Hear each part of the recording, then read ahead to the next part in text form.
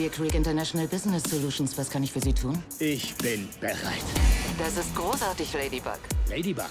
Dein neuer Deckname. Oh, verstehe, was du machst. Ladybug wie Marienkäfer soll Glück bringen. Haha. Du hast kein Pech.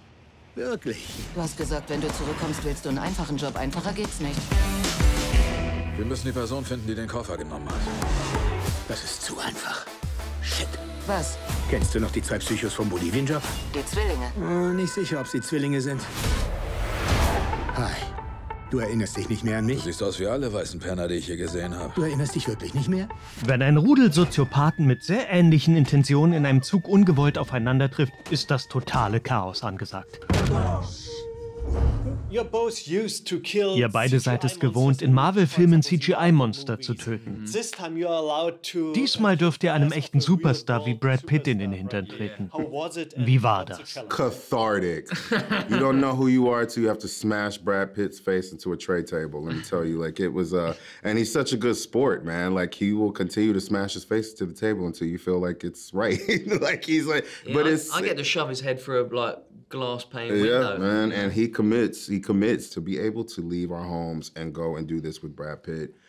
You can't ask for anything better because, you know, he is the top. Man sieht Brad Pitt den Spaß am massiven Nonsens buchstäblich an. Mich am Arsch, Lady. Ah, tut mir leid. Ich arbeite an mir. He can play over the top, but still sort of grounded and relatable.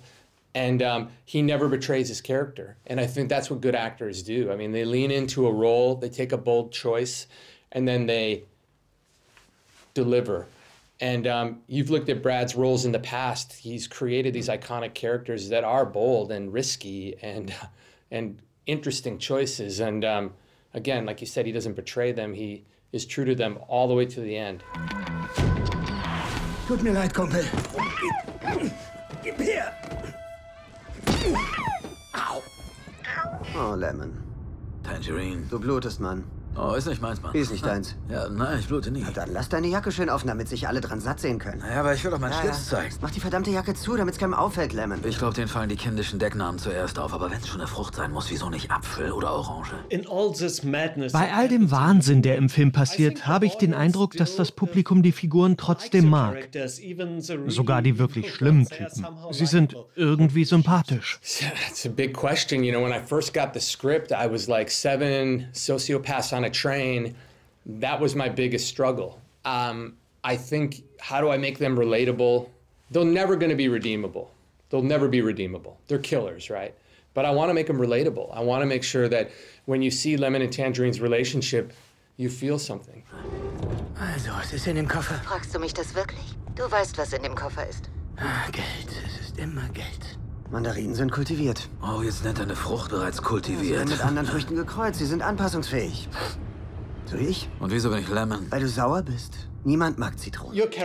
Eure Figuren Lemon und Tangerine sind ein ausgesprochen seltsames Paar. Brutale Killer, Zwillinge, irgendwie dumm. Aber man hat auch Sympathie für sie. Do. That's great.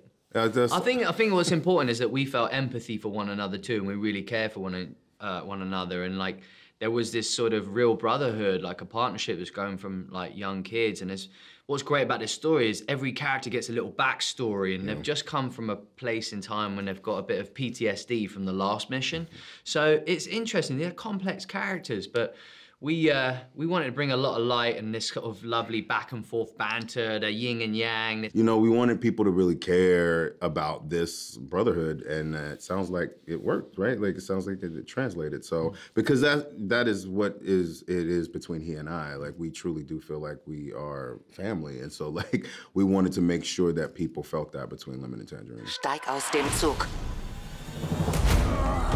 Scheißkacke. Hab meine Station verpasst. Hier geht noch was anderes ab.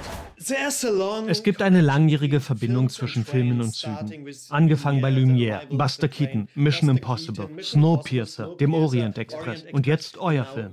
Worin besteht die Anziehungskraft von Zügen und Filmen? Well, I think it has a lot to do with what trains represent, right? Because trains are all about going on a journey to a destination and you bring all these people together that are from different walks of life, and we're on this one, you know, vehicle that is going from one end to the next, and there's different stops in between. And I think trains have a certain kind of metaphoric parallel to life, right? Like, it really is not, it's not about the destination, it's about the journey. There's a kind of romanticism to trains in a way. Yeah. Wouldn't you say, bro? Mate, absolutely. And the theme, obviously, the fate and everyone's destiny. But yeah, I think it absolutely is all of those things. Yeah. Well, I mean, I think, obviously you're right. There is sort of this lineage of classic movies that are set on a train. And I think part of it is the drama of the speed, the danger of it going off the rails, the confined space that gives claustrophobia. You're trapped. Like, once it goes, where can you go? So there's that added element of tension.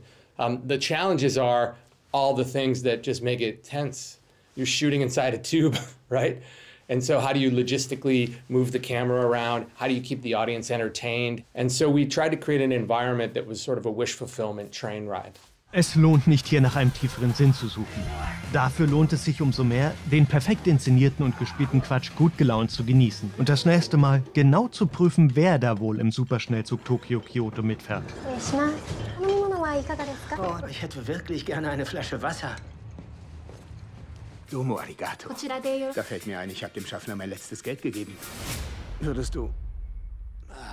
Tschüssi. Wollen wir es nicht ausdiskutieren? Nicht wirklich, nein. Okay.